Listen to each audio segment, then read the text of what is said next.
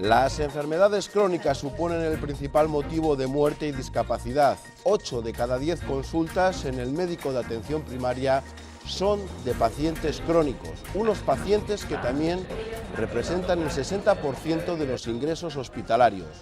Solo en Castilla y León hay más de 120.000 enfermos crónicos.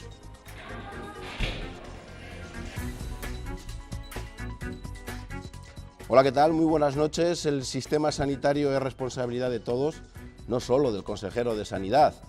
Necesitamos un cambio de modelo asistencial si queremos que la sanidad que conocemos sea sostenible y no se venga abajo. Todo pasa por potenciar la atención primaria y por la participación activa de los propios pacientes. A partir de mañana, más de 1 millar de profesionales de los servicios sanitarios y sociales, la Administración y también representantes de pacientes y familiares se dan cita en Valladolid para analizar esta situación y buscar un modelo integral. Castilla y León Televisión se ha querido adelantar a este congreso para que todos ustedes conozcan en qué consiste este cambio. Para ello, esta noche nos acompaña Daniel Araujo. Muy buenas noches. Buenas noches. Médico de familia y también presidente del comité organizador del congreso que comienza mañana. Hablamos de Castilla y León, una comunidad muy envejecida, y parece que o damos un giro o esto va a ser insostenible en unos años. Efectivamente. Por eso nosotros el año pasado, cuando solicitamos la organización del congreso, precisamente por eso, porque en Castilla y León, que publicó su estrategia de atención al paciente crónico hace 2 años, está dando los primeros pasos y nosotros queríamos aportar desde el punto de vista profesional. Las dos sociedades científicas, la Sociedad de Medicina Interna y la Sociedad de Medicina de Familia y Comunitaria, queríamos aportar precisamente ese análisis para mejorar la implantación de todas las líneas estratégicas y actuaciones que propone la estrategia en Castilla y León, que tiene unas características propias, como pueden ser el envejecimiento, la dispersión. Y en Castilla y León, de todas formas, yo creo que tenemos en general una buena atención sanitaria. Tenemos, en comparación con el resto de España, tenemos yo creo que un buen nivel de atención sanitaria. Tenemos que mejorar, por supuesto. En atención primaria tenemos un buen nivel, en atención hospitalaria también, pero hay mucho que mejorar, hay mucho que avanzar. De esas mejoras vamos a hablar en el programa de hoy. Para ello también nos acompaña Asunción Rubio. Buenas noches. Buenas noches. Es la presidenta de la Asociación de Enfermos de Alzheimer de Benavente, en Zamora. Los médicos de atención primaria son el eje de este congreso, de este cambio, pero parece claro que sin la ayuda de los pacientes y también de sus familiares, poco o nada se puede hacer. ¿Por qué? Hombre, el artista principal de un enfermo crónico es el propio enfermo, y porque además tiene un papel importantísimo en los cuidados personales y en cómo pueden modificar los cuidados de su entorno el paciente. Y claro, si dices que soy representante del mundo de Alzheimer, sabes que van perdiendo facultades, entonces la familia, o sea, fíjate que nuestro nombre es Asociación de Familiares, porque el familiar, el cuidador es el principal en cuanto al cuidado de estos pacientes. No es que esto se trate de un ring y tengamos a un lado la atención primaria y otro los especialistas, pero en el fondo también es eso. Carlos Dueñas, médico de Medicina Interna del Hospital de Burgos. Buenas noches. Buenas noches. Lo primero, ¿ustedes incluso también tienen la sensación de que a veces los enfermos se les lleva de un lado para otro? Muchas veces esa situación que parece que padecen los enfermos diciendo no sé dónde me llevan, ¿lo notan ustedes en una falta de comunicación con la atención primaria? No es una sensación, es una certeza. Lo llevamos observando años con primaria y con el resto de las especialidades médicas o quirúrgicas. Nosotros vemos, tanto los de primaria como nosotros, que somos un poco los más integradores, vemos muchos casos de pacientes pluripatológicos, complejos, frágiles, que están yendo en un mismo mes a 5 o 6 consultas de distintos especialistas, haciéndose análisis repetidos en esos especialistas, que muchas veces son las mismas analíticas que piden cada uno, cuando muchas cosas de estas se pueden solucionar con una adecuada comunicación entre primaria y medicina interna. Si para algo tan importante como la medicina no tenemos la misma información, preguntándonos por qué los bancos saben si unos morosos rápidamente se enteran un banco de otro. Consejero, muy buenas noches. Buenas noches. Antonio Sáez Aguado está aquí un poco en el medio. No sé si esto de los enfermos crónicos y de este cambio asistencial es una batalla entre la atención primaria y la especializada, pero al menos sí que falta engranaje. Bueno, desde luego no es esa la batalla. La batalla es orientar una organización a los pacientes, que como acaba de decirse tienen que ser el eje del sistema. Eso tiene que ser algo más que una declaración retórica. Por lo tanto, si el paciente es el mismo, lo que tenemos que hacer es adaptar la organización sanitaria, que es un poco antigua en su diseño, obedece a esquemas del siglo XX. Y por lo tanto lo que tenemos que hacer es que si el paciente es el centro, nuestros médicos de familia, nuestros especialistas de hospital, trabajen en la misma dirección y trabajen de una manera integrada. Que sepamos qué debe hacer el especialista de familia cuando atiende a un paciente en el centro de salud, qué debe hacer el internista o el cardiólogo, pero en una continuidad que mejore el funcionamiento de las cosas y que se centre en los pacientes. Y encima se ahorraría dinero la sanidad. Por supuesto. Estos son los cambios que hay que introducir ahora. Cambios que, manteniendo el modelo de sanidad pública que tenemos, la hagan más eficiente, mejoren el funcionamiento de los recursos que tenemos. Esto lo han hecho las industrias en otros ámbitos. Hacer estrategias de integración vertical entre todos los recursos que atienden, en este caso a un paciente, con independencia de que se le atienda en un lugar o en otro. Y además está la segunda parte fundamental, además del cambio organizativo, que es el nuevo papel que tienen que asumir los pacientes y en algunas ocasiones las familias. Bueno, parece claro que el médico de familia es quien mejor nos conoce. Sin embargo, no siempre se aprovecha esa circunstancia. La falta de comunicación, como acaban de escuchar, entre unos y otros profesionales, a pesar de las mejoras técnicas, como el historial clínico digital, incrementa las listas de espera, retrasa muchas veces las consultas y también llena las camas de los hospitales. Todos debemos reflexionar, empezando por el enfermo, que debe ser consciente de su patología y ser activo en su control. Un paciente con más de 2 enfermedades crónicas puede acudir al hospital hasta 4 veces al mes para visitar a diferentes especialistas. Esa atención está muy parcelada. Un especialista le ve una de las enfermedades, otro le ve otra, y además cada vez que necesita acceder a alguno de ellos, el sistema no permite que eso se haga de forma fluida. Ahí es a donde hay que incidir para que esa lista de espera no se alargue, no haya complicaciones en esa pluripatología que muchas veces se va asociando y haga que el paciente esté perdiendo un tiempo fundamental en su curación. El paciente crónico necesita una atención inmediata, personalizada, y eso se consigue en las UCAs, unidades de continuidad asistencial ubicadas en los hospitales. Se trata de canalizar a estos pacientes a una consulta más rápida, más ágil, que resuelva los problemas y sobre todo hacer un seguimiento más prospectivo, es decir, para evitar en la medida de lo posible las recaídas y las complicaciones. Debemos esperar una disminución del número de ingresos, una disminución del número de consultas, es decir, todo eso va a redundar en un beneficio a largo plazo de la sostenibilidad de un sistema público, ¿no?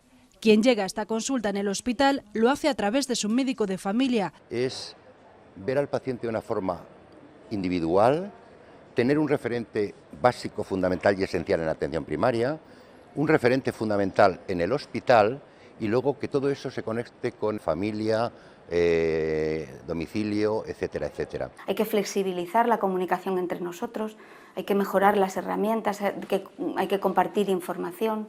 Y en eso ayuda bastante la historia clínica electrónica. Más adelante, Sanidad se plantea poner en marcha una plataforma de comunicación entre médico de familia, especialista y paciente.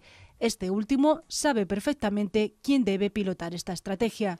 La atención primaria hay que potenciarla, es lo de siempre, volvemos a lo mismo, es el médico de cabecera, el que conoce al paciente, el que conoce a la familia, el que conoce el entorno, el que conoce la situación personal de cada paciente. Esta estrategia, en la que también tienen cabida los servicios sociales, busca además un papel mucho más activo del paciente, que conozca sus enfermedades, que sepa manejarlas.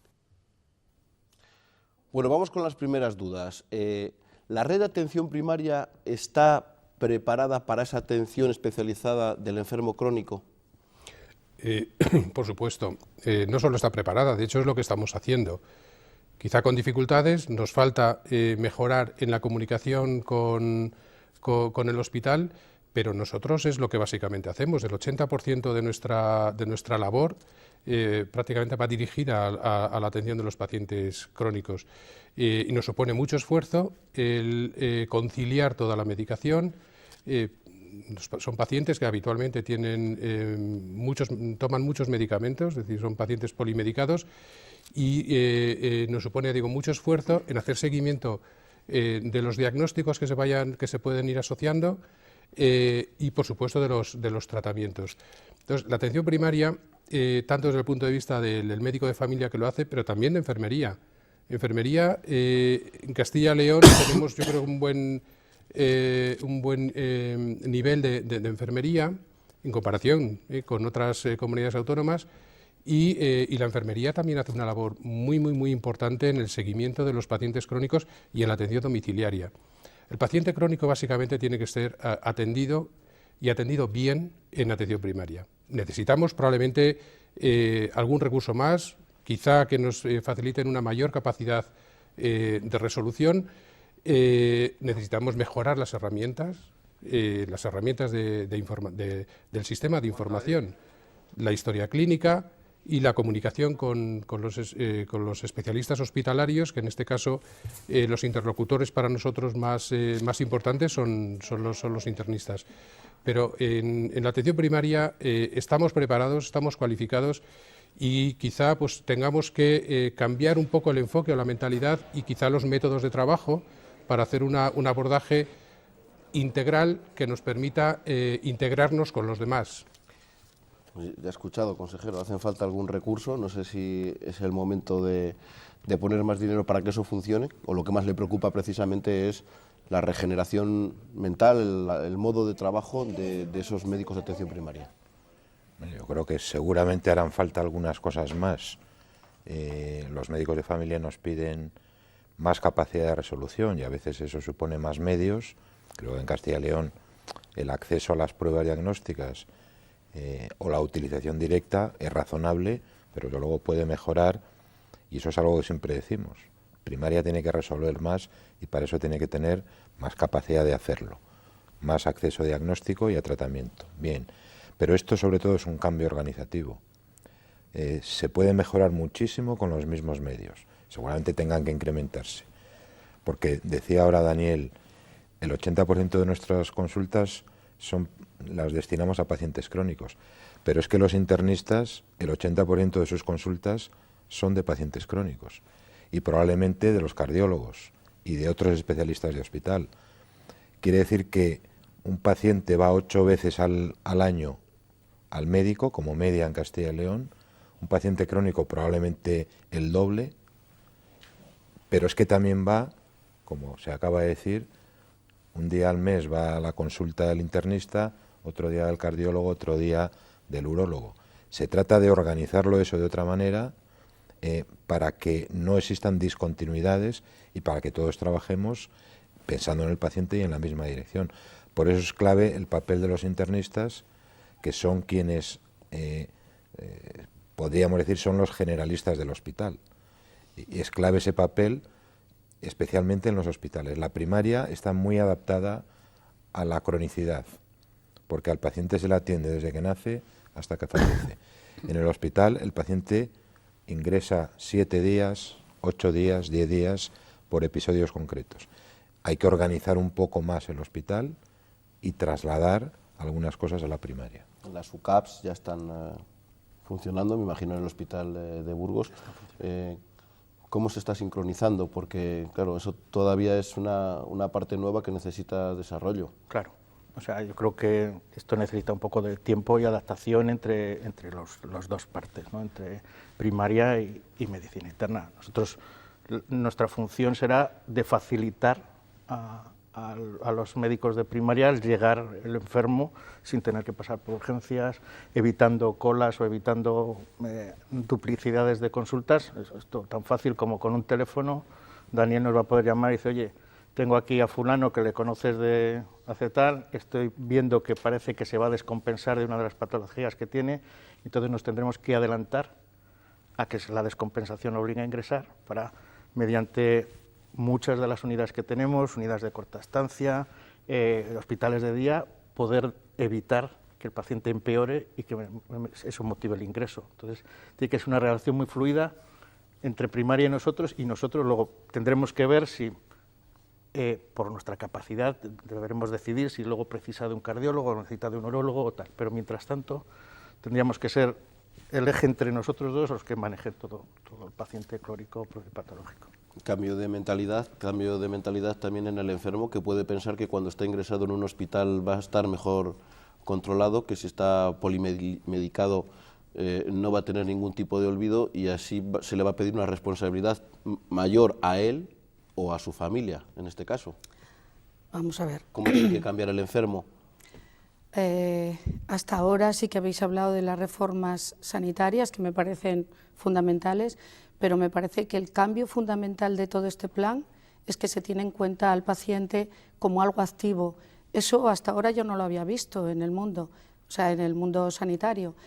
Y además con un papel importante, es decir, nosotros vemos a los pacientes, hablo en general de todas las asociaciones de pacientes, ¿no?, con las particularidades, lo mismo que puede tener el mundo de la demencia, que es el mío. Pero el paciente va a tener que responsabilizarse de su proceso y de forma activa. Quiero decir que va a haber que hay que informarlo, educarlo y formarlo para que él pueda también decidir en su proceso, mejorando su salud y pidiendo los recursos que necesite.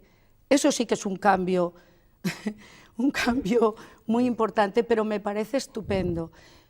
Aunque solo se haya dado lo mismo el paso de que las asociaciones de pacientes se nos escuche y se nos oiga, se nos tenga en cuenta. Claro, todo esto es muy lento en el engranaje, pero a mí me parece que eso es un paso de gigante, porque por primera vez... Las asociaciones y enfermería tienen un papel fundamental. Claro, las asociaciones como cuidadores, sí, igual que el papel del cuidador familiar o el cuidador formado, ¿no?, más formal. Entonces, a mí me parece fundamental que la Administración nos haya tenido en cuenta para organizar esto y que participemos como un miembro más en el ámbito sanitario. ¿Para esa organización va a hacer falta una formación extra de los médicos? Por supuesto, habrá que mejorar las competencias, no solamente las competencias clínicas, sino las competencias en general para hacer un abordaje integral del paciente crónico. En algunos casos quizá haya que modificar un poco los roles profesionales, ¿no? Especialmente en enfermería quizá tenga que adaptarse.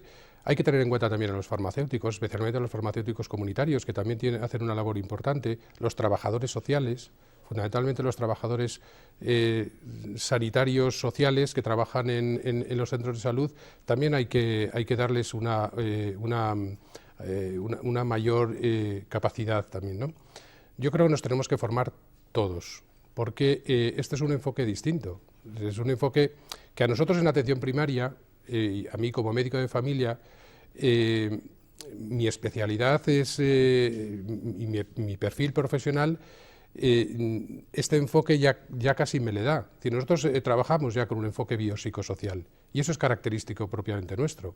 Ahora lo queremos trasladar también al hospital porque entendemos que eso es importante, porque al paciente hay que atenderle, hay que verle como un todo. Como un todo, el paciente es una persona Es una persona que es dueño de su situación y es dueño de sus enfermedades.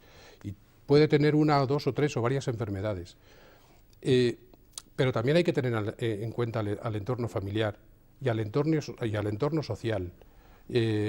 Ahí tenemos que quizá insistir en nuestra capacidad y en nuestra competencia.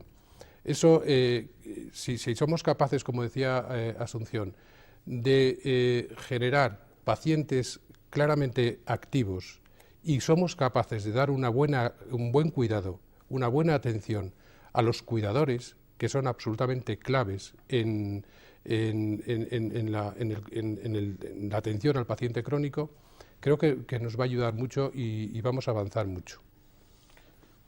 A la atención primaria va a haber que darle un papel preponderante. No sé si va a haber un problema con otros, si alguien se puede enfadar. Yo creo que no.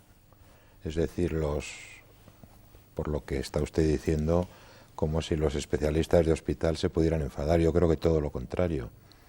En general, los especialistas del hospital prefieren que el seguimiento de sus pacientes le hagan los especialistas de primaria, los médicos de familia. Esto es evidente. Y los pacientes no deberían ir al hospital cuando puedan estar atendidos en el centro de salud o en su domicilio. Y ahí son claves todas las figuras. Desde luego, se dice que los pacientes activos e informados son pacientes que mejoran su salud e incluso que reducen las necesidades de gasto sanitario. ¿Cuántos pacientes incumplen por desconocimiento las tomas de medicación? Muchísimos.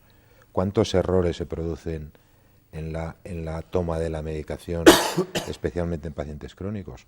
¿Cuántas visitas a urgencias se producen por descompensaciones medicamentosas, aunque solo fuera en términos de los tratamientos con medicamentos?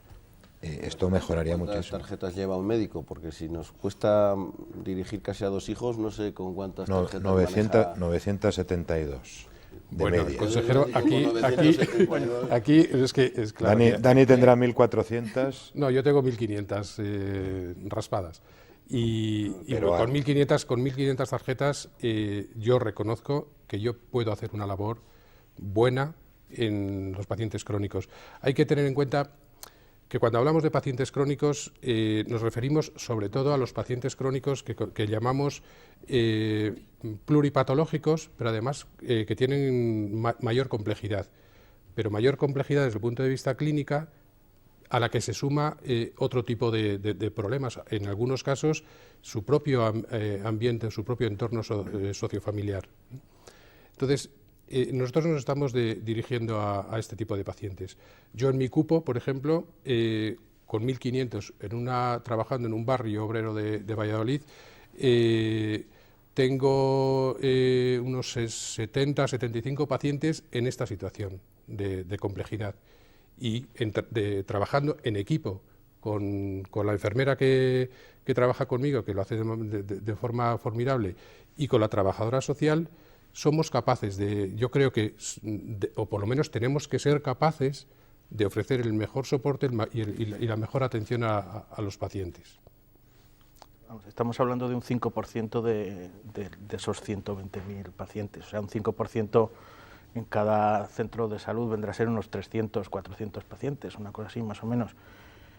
Seguramente que con unas herramientas adecuadas, informáticas, que se puede hacer algo más, pero vamos, yo creo que es una cosa que, hombre, todos sabemos la situación que está ahora atención primaria, no se ponen sustitutos y demás, pero vamos, si las cosas funcionaran como deben ser, con las plantillas que hay, o salvo alguna cosita más que probablemente necesiten, se tendría que atender perfectamente.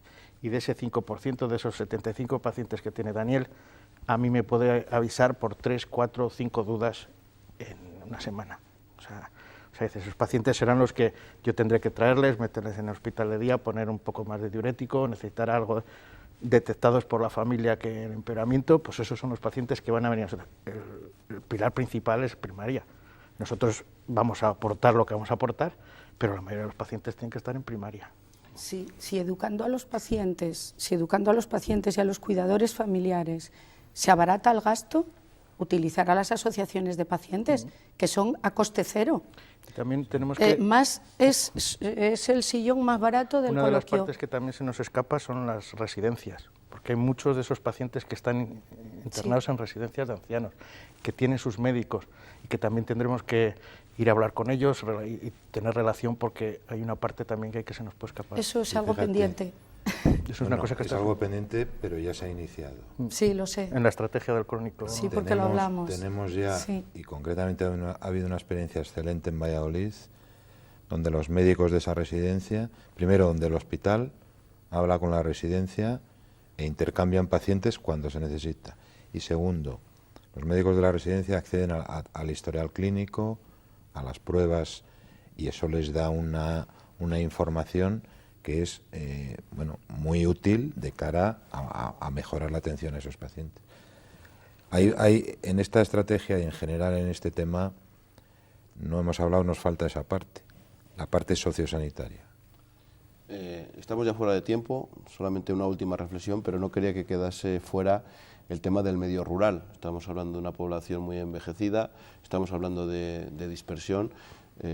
Puede que ahí sea más complicado este seguimiento a los enfermos crónicos y que haya que hacer un esfuerzo de algún tipo mayor que en estas residencias que están más o menos controlados o en un barrio en el que es más sencillo el acceso a los enfermos. Bueno, ese esfuerzo en alguna medida está en la distribución de los recursos. Daniel trabaja en una capital de provincia, tiene 1.500 pacientes a su cargo. Los médicos de las zonas rurales tienen una media de 700, 600, 700, precisamente, y en algún caso menos. Precisamente por esas razones de dispersión es necesario tener más recursos proporcionalmente en el mundo rural que en el urbano.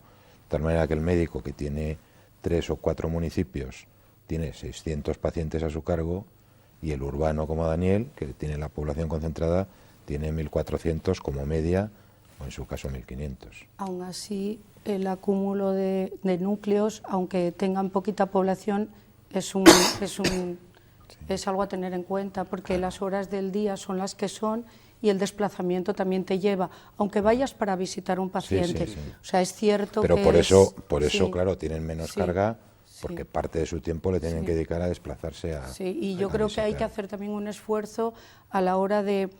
estamos ahora en la situación que hablábamos de primaria, en redistribuir y tener en cuenta también primero ahí, porque es más fácil el llegar a los pacientes en el mismo núcleo que repartidos.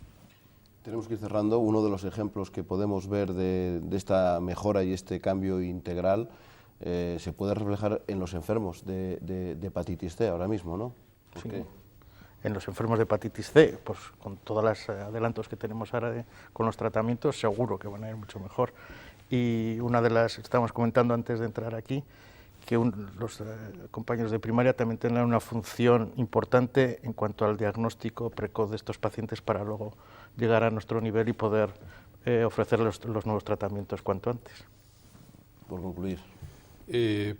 Por concluir, bueno, yo como profesional que trabaja en atención primaria sí que pediría a la Administración una apuesta más decidida por potenciar la atención primaria, por darnos más tiempo y más capacidad de resolución y por motivar de alguna manera a los profesionales. Uno de los aspectos que estamos viendo en atención primaria es que la estrategia parece que se ha empezado a desarrollar creando las UCAs y sin tener muy en cuenta el trabajo que estamos haciendo en atención primaria.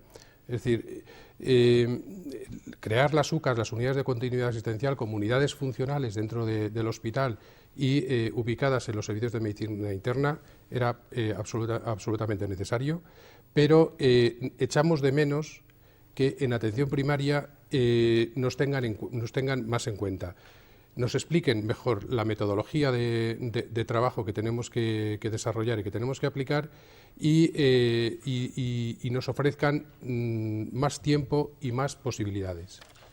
Lo que no tenemos nosotros es más tiempo. Una cosa sí que me gustaría decir, y es que este congreso lo hemos organizado con toda la ilusión del mundo, las dos sociedades, pero gracias al apoyo de la Consejería, que nos ha ayudado en todo momento y que nos ha facilitado todo el desarrollo.